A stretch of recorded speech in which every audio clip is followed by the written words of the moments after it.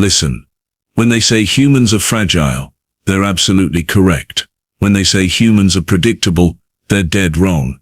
And when they say humans will forgive, they haven't met Sarah Vance. Not yet. But they're about to. The council chamber of Triumvate station hung suspended in the void, like a crystalline, like a perfect dome of judgment. The air tasted of ozone and old power. Commissioner Threll, a Kethvari, with skin the color of storm clouds, stood at the observation deck, watching the approach vector. His antenna twitched with something between curiosity and profound dread. "She's really coming?" he asked his aide, a nervous Flakian named Peso. "Yes, Commissioner. The human is, well, she's here, in the docking bay, and she's carrying something. A container. It's sealed, but what?" Threll's voice dropped to that dangerous register that made younger aliens flinch. "Our sensors can't quite make sense of what's inside. The density readings are inconsistent. And sir," she demanded actually, a full council convocation. All 7 members. She said it was non-negotiable. Her exact words were, "Get them all in that room or this gets a lot messier."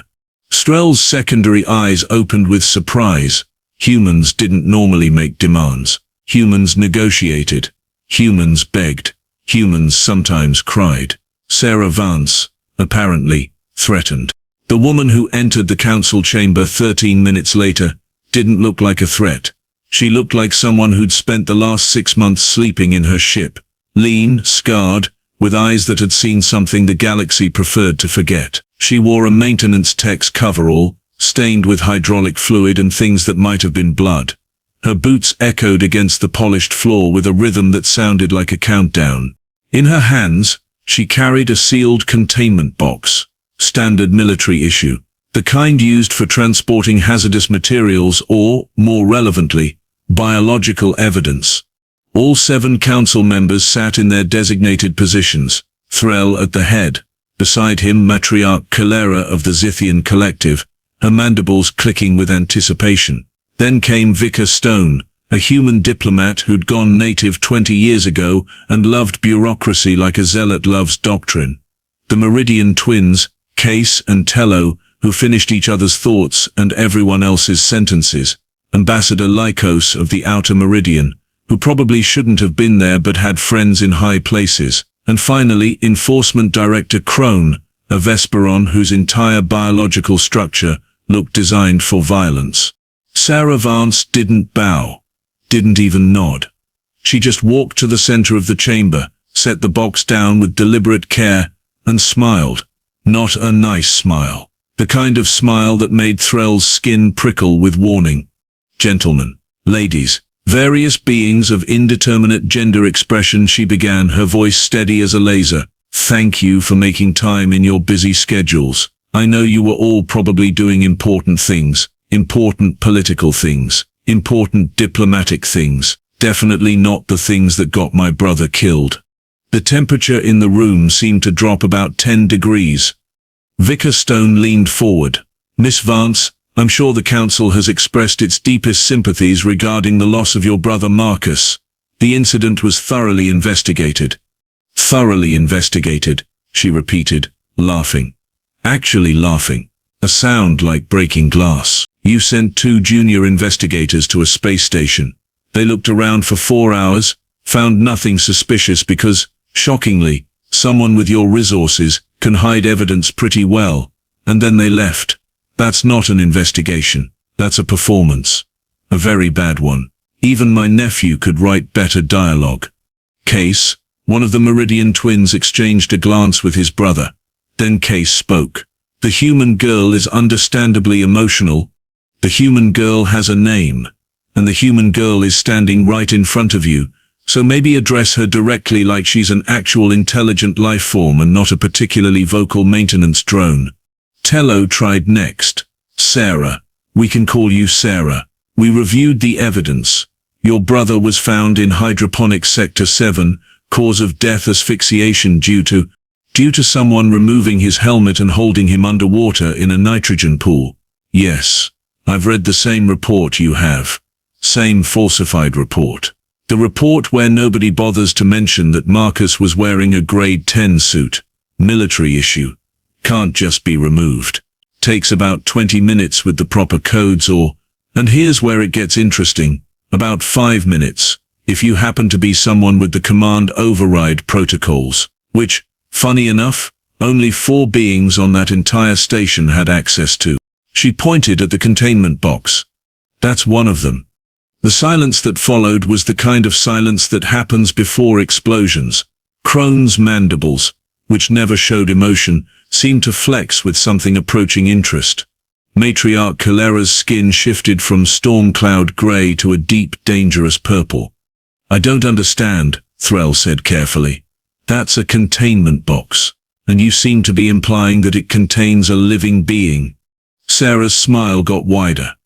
No, Commissioner. It contains a dead one. Very dead, extremely dead, like dead for 3 months in a cryo-tomb dead. See, after your investigation proved to be about as useful as a screen door in a vacuum, I decided to run my own. I had resources, not many, but I had motivation, and motivation can take you surprisingly far when combined with a small amount of breaking and entering, a moderate amount of hacking, and a significant amount of not giving a single flying asteroid what the local authorities thought about it. Sarah, Vicar Stone said, his voice taking on that diplomatic smoothness, if you've committed criminal acts. If, Stone, I've absolutely committed criminal acts. Multiple. Consecutive. I'm fully aware I could be arrested right now. I'm also aware that what I'm about to show you is going to make sure that doesn't happen. Or if it does, the trial will be very, very public. She reached for the containment box. 3 months ago I found proof that Commander Vedalus, you remember him, Crone, worked in your department, was running black market operations out of Station Omega 7. My brother was an engineer there. He found actual evidence, physical data crystals. He was coming to report it, but then he had an accident, a real tragic accident, in a nitrogen pool, with his suit removed. She opened the box. What emerged was exactly what her tone had promised. A Vesperon, 7-foot-tall exoskeletal frame, mandible structure, everything. Also decidedly deceased, frozen solid, and bearing around what passed for its neck, what looked like a Class A enforcement collar, deactivated, its indicator light dark as a tomb. That's Vedalus, Sarah continued. He was alive when I found him, in a cryostasis vault underneath the secondary maintenance bay, medical suspension field barely holding. I kept him under. Then I activated every surveillance file, every financial record, every communication log I could access. Took months, but I found it all. Your golden boy wasn't just running black market operations, he was trafficking weapons, drugs, information. And when my brother figured it out, Vedalus decided hiring a killer was cheaper than getting caught. This is preposterous, Kalera said, but her skin had gone a shade that looked like fear. This is evidence, Sarah corrected. This is a body, this is documented proof of criminal activity spanning 4 years. This is a confession file that I extracted from his personal database. Oh yes, I have that too, backed up to 3 separate secure locations, with instructions to release everything publicly if anything happens to me. Anything. A stub toe counts. And this is you. She pointed a datapad toward the council. Each of you, on communication transcripts, discussing the situation, deciding what to do about my brother, deciding that the problem needed to be solved quietly, deciding that Vedalus was expendable if he became a liability.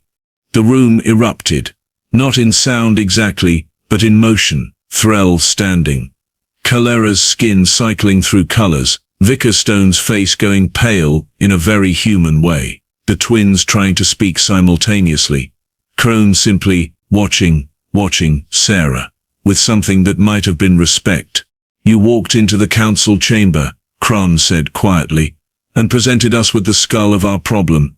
Not a skull, Sarah corrected. Vesperon skeletal structure is more complex than that, but metaphorically, sure. I walked in here with the evidence of your corruption, the proof of your conspiracy. and the body of the man you used to cover it up. Now here's the part where you make a decision. She stepped closer to Threll. You can deny everything. You can claim it's fabricated. You can try to have me arrested. And then I release everything. All of it. To the press. To the Senate. To independent journalists on every station in this quadrant. Your careers end. Your reputations burn. Your families find out what you really are.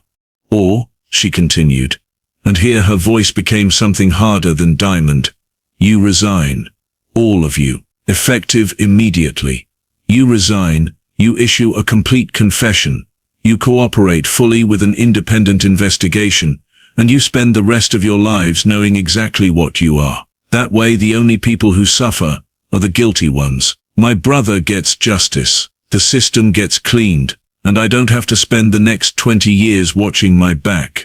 Vicar Stone tried to move. We have protocols. Protocols. Sarah laughed again. That breaking glass sound. You know what my favorite part about being human is? We don't care about your protocols. We don't respect your hierarchies. We're the species that broke every rule you thought was inviolable just to survive. And right now I'm breaking every rule you made just to stay sane. She turned to leave. You have 1 hour, she said without looking back. Then the files go public. Choose wisely. The doors hissed open. Sarah Vance walked out into the corridor, leaving 7 council members staring at a frozen Vesperon corpse and contemplating the exact moment when everything they'd built turned to ash. Behind her, Kron's mandibles moved into something that might have been a smile. The hour wasn't quiet. The hour was a symphony of panic, desperation, and the sound of careers imploding in real time. But Sarah Vance wasn't in the council chamber to hear it. She was in a maintenance corridor, sitting on a crate, holding a cup of terrible station coffee, and trying very hard not to shake. Peso found her 20 minutes later. The nervous Flakian aide came skittering around the corner, with his characteristic lack of grace, nearly colliding with a cleaning drone before spotting Sarah. His skin had taken on that translucent quality that Flakians developed when they were genuinely terrified. Miss Vance, he wheezed. You should know the council chamber is experiencing what we might call a crisis situation. Sarah didn't look up from her coffee. Define crisis. Commissioner Threll is demanding legal counsel. Matriarch Cholera is attempting to contact her government. The Meridian twins have locked themselves in a conference room. Ambassador Lycos has disappeared. We think he's in the ventilation system. Vicar Stone is having what appears to be a medical emergency, and Director Krun is sitting in the observation deck watching the chaos unfold like it's entertainment. That's not really a crisis, Sarah said. That's accountability. Very different thing. There's more, Peso continued, his antennae drooping. The director wants to see you. He sent me to retrieve you. He was very specific about the word retrieve, not invite. Retrieve. Sarah set down her coffee, stood, brushed off her stained coveralls. Kron wants to talk, he said, and I quote, tell the human that if she's going to blow up the council, she should at least watch it burn properly. A small smile crossed Sarah's face. Predatory. Satisfied. The smile of someone who'd just been validated by an incredibly unlikely source. Lead on, Peso. The observation deck was exactly where Peso had said. Kron stood at the viewport, his massive exoskeletal frame silhouetted against the infinite black of space. Triumvate station spread below them like a geometric jewel, all angles and light and terrible beauty. Behind them, the rest of the galaxy wheeled in its eternal indifference to human problems and alien conspiracies. Krun didn't turn when Sarah entered. You're not what I expected, he said. His voice was like metal scraping against stone. I expected anger, grief, the usual emotional catastrophe that follows personal tragedy. Instead, I got strategy. Preparation. Evidence. He finally turned. I got respect. I'm a human, Sarah replied. We're very good at combining grief with vengeance into something productive. It's kind of our thing. Your species killed 17 Vesperon colonies, Kron said. No judgment in his voice. Just fact. Didn't mean to, I understand. Ecological warfare. You accidentally deployed a spore that was incompatible with our biology. 70 million dead in the span of a season. Accident. Humanity apologized. Paid reparations. Moved on. He paused. We didn't move on. We've spent 40 years remembering. And now you're thinking about remembering differently, Sarah guessed. Now I'm thinking that Vedalus killed your brother. Vedalus worked for me. That makes his crimes my failure. Kron turned back to the viewport. I could have been harder on him, more suspicious, better at my job. Instead, I believed the reports he filed, trusted his competence, got complacent. His mandibles flexed. So now I'm going to watch him be displayed like a relic of corruption. I'm going to watch the council burn, and I'm going to testify to every detail of every conspiracy I noticed but chose to ignore, because ignoring corruption is just another version of enabling it. Sarah stepped up beside him, looked out at the stars. That's going to hurt, she said. The testimony, the investigation, everyone's going to know. Everyone should know, Kron replied. That's the entire point, isn't it? Humans understand punishment, consequences, justice. But you also understand that the person delivering justice has to be willing to accept their own. I'm going to lose everything, Sarah said quietly. After this is over, after the trials and the investigations and the public hearings, I'm done in the diplomatic service. Nobody's going to hire someone who broke into secure databases and violated about 80 laws. I'll be marked, blacklisted. Yes, Kron said. That's the price of being right. Sarah laughed. Not the breaking glass sound this time. Something softer, more human. You know what? I think I can live with that. The door to the observation deck opened. It was Vicar Stone. The human diplomat looked like he'd aged about 15 years in the last hour. His hands were shaking. When he saw Sarah, his expression cycled through about 17 different emotions before settling on something that resembled resignation. I told them not to do it, he said. When they first approached me about covering it up, I said it was a mistake, that it would unravel, that you can't kill a human and expect their species to just accept it. He looked at Sarah directly. I still said yes. I still helped cover it up, and I still defended them in meetings.